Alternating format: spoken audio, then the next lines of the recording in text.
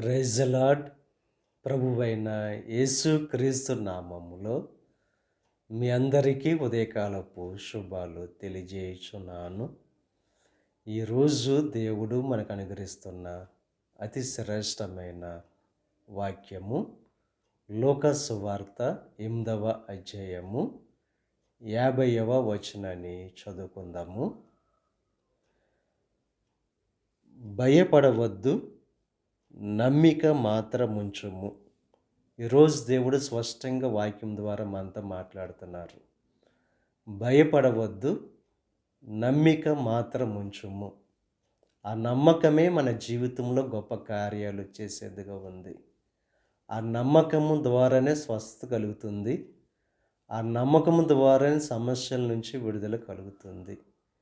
మనలో సాతాను